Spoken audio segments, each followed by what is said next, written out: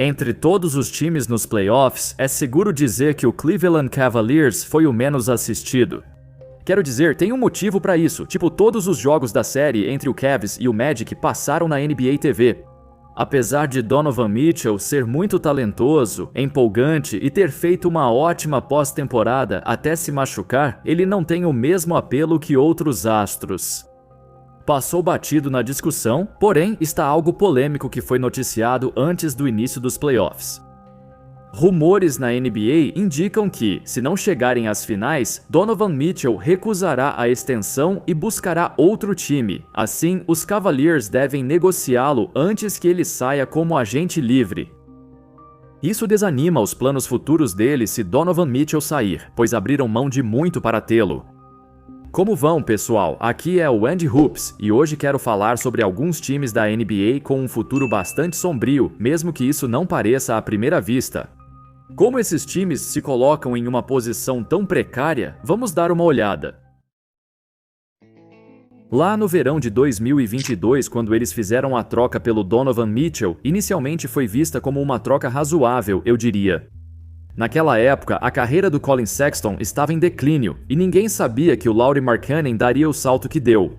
No entanto, ninguém achava que o Donovan Mitchell conseguiria elevar o jogo dele desse jeito também, já que ele deu outro salto quando chegou em Cleveland.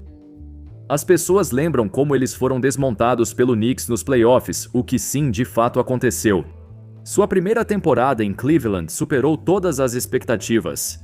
Eles terminaram a temporada com o segundo maior saldo de pontos da liga. Mesmo com lesões em 2024 e Mitchell jogando só 55 jogos, os Cavs tiveram um ótimo desempenho, 36 vitórias e 19 derrotas com ele em quadra. 12 vitórias e 15 derrotas sem ele em quadra. Em termos de sucesso imediato, a troca por Mitchell funcionou melhor para os Cavs do que para o Jazz, que apesar da evolução de Lauri, ainda está lutando para voltar aos playoffs. Infelizmente, você também precisa considerar como será o futuro desse time. Até agora, o futuro de Mitchell em Cleveland é incerto e o time cedeu 3 escolhas de primeira rodada para tê-lo. Pelo jeito que os Cavs foram montados, precisam dele. Ele é praticamente o único desse time que gera ataque consistentemente. Em teoria, esse elenco o complementa muito bem. Conseguiram 2 pivôs defensivos para cobrir suas deficiências. Eles trouxeram bons arremessadores para espaçar a quadra, mas poderia ser melhor. E eles são um time relativamente jovem que vai crescer junto com ele. O Cleveland Cavaliers é um time de playoffs, mas tudo gira em torno de Donovan Mitchell. Também pesa que eles estão entre as 10 maiores folhas salariais da liga, bem acima do teto salarial, sem espaço para reforços. Com a maior dúvida sendo o comprometimento de Donovan Mitchell com o Cleveland Cavaliers, a segunda grande questão é, o que aconteceu com Darius Garland? Não faz muito tempo, parecia que ele estava prestes a se tornar um dos próximos grandes armadores da nova geração da NBA. Eu ainda me lembro de como todo mundo se perguntava quem teria uma carreira melhor, Darius Garland ou Tyrese Haliburton. Eles eram frequentemente comparados, mas Tyrese Haliburton se destacou, enquanto Darius Garland ficou à sombra de Donovan Mitchell. Antes dos playoffs, o Cleveland Cavaliers foi acusado de perder de propósito o último jogo para pegar o Orlando Magic, considerado o confronto mais fácil, ao invés de enfrentar o Philly ou o Miami Heat na primeira rodada. Donovan Mitchell deixou claro que só renova com o Cleveland Cavaliers se o time for mais longe nos playoffs. Talvez tenha sido uma última tentativa desesperada de convencê-lo a ficar vencendo uma série de playoffs. Definitivamente não é um bom sinal para o seu astro. Além de terem os melhores números de público da NBA, os Bulls, no papel, deveriam ser melhores. Se Lonzo não tivesse se machucado, eles seriam bem mais competitivos, pois ele é justamente o que falta, um armador fantástico, capaz de jogar sem a bola no fluxo do ataque. O pior de ser um time de play-in é nunca conseguir grande valor no draft. Apesar de escolhas baixas de loteria às vezes virarem superestrelas na NBA, as chances aumentam com escolhas mais altas. Parece que eles não draftaram um cara realmente capaz de ser a estrela da franquia desde Derrick Rose em 2008. Apesar do Chicago Bulls ter a 9ª maior folha salarial da NBA, os resultados não correspondem ao investimento. O Miami Heat fez isso de novo. Segundo ano consecutivo, eles garantem a 8ª vaga. Torcedores culpam Jerry Reinsdorf. Sem a era Michael Jordan, o Chicago Bulls provavelmente seria a pior franquia da história do basquete. No entanto, foi essa declaração dele que não caiu bem entre os torcedores. Eu acho que o mais importante para os torcedores é que, embora eles queiram que você ganhe campeonatos, eles querem saber que, quando você chega no último mês da temporada, ainda tem uma chance, você ainda está jogando partidas que valem alguma coisa. Se você conseguir fazer isso de forma consistente, vai deixar seus torcedores felizes. Nada. Agora, isso é estranho. Então, para Jerry, se o time dele seguir competitivo, mesmo sem chance de título, os torcedores ainda ficariam satisfeitos? Torcedores dos Bulls ficam satisfeitos em disputar o play-in todo ano? Esse é o lado negativo de ser um dos times mais populares da NBA. Os Bulls lideraram a liga em público novamente. Mesmo com um time medíocre, os torcedores ainda vão aparecer para assistir essa bagunça. Por isso, diretoria e donos não veem necessidade de mudanças enquanto o dinheiro entra. Já faz tempo que esperamos esse time desmontar tudo. Está claro que esse elenco, com esse azar de lesões, já chegou ao seu limite.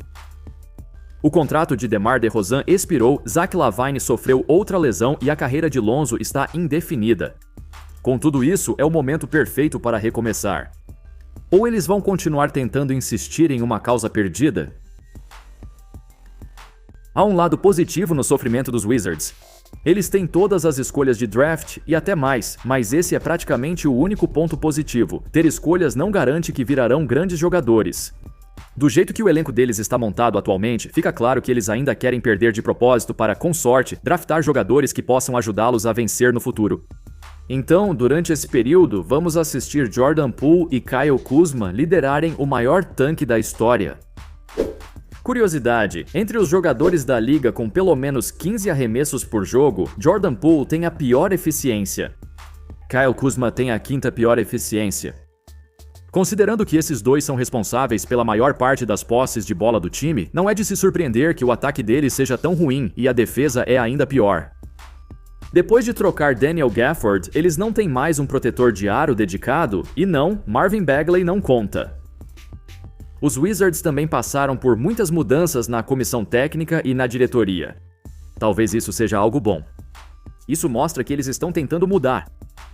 Dito isso, tem algo legal para se ter em mente. Houve críticas aos Wizards por contratos longos com Kuzma e Poole.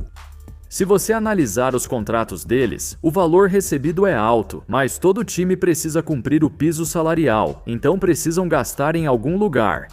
A duração dos contratos deles parece ruim à primeira vista, mas enquanto os Wizards seguem perdendo, terão muitas chances no topo do draft. Quando os contratos de Poole e Kuzma acabarem, já devem ter jovens talentos para guiá-los na próxima era. Pelo menos os Wizards definiram um cronograma sólido a seguir. No melhor cenário, essas escolhas podem virar jogadores produtivos. Lembra da época pós-KG e Paul Pierce no Brooklyn, quando abriram mão do futuro por vários veteranos que saíram logo depois? Pelo lado positivo, desta vez eles têm suas escolhas de draft. Quando o Brooklyn Nets trocou Kevin Durant para o Phoenix, ficaram positivamente surpresos com a forma como terminaram a temporada. Por quase 2 meses, Mikal Bridges parecia um craque, talvez até uma estrela potencial do Brooklyn.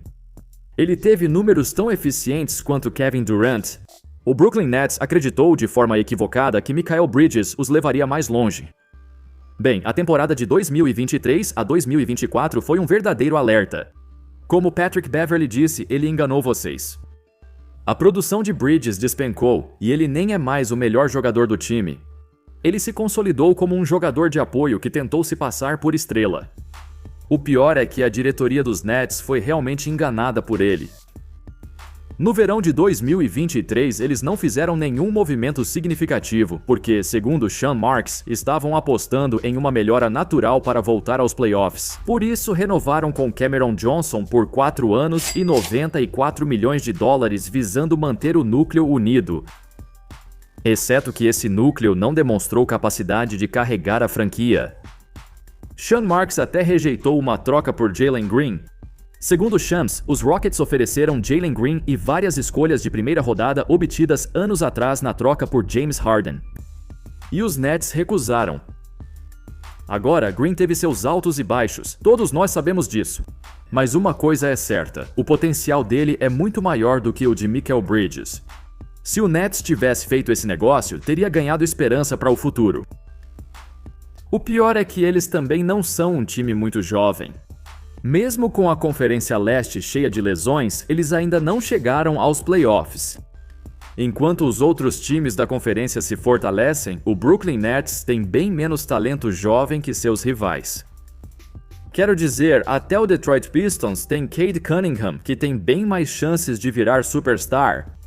No Brooklyn Nets, eles têm Cam Thomas, mas ninguém está convencido de que ele seja esse cara. Eles ainda não têm sua estrela, pois ela deve ser escolhida em um draft futuro. Assim como o Cleveland Cavaliers, aumentaram os rumores de troca sobre a superestrela do Atlanta Hawks.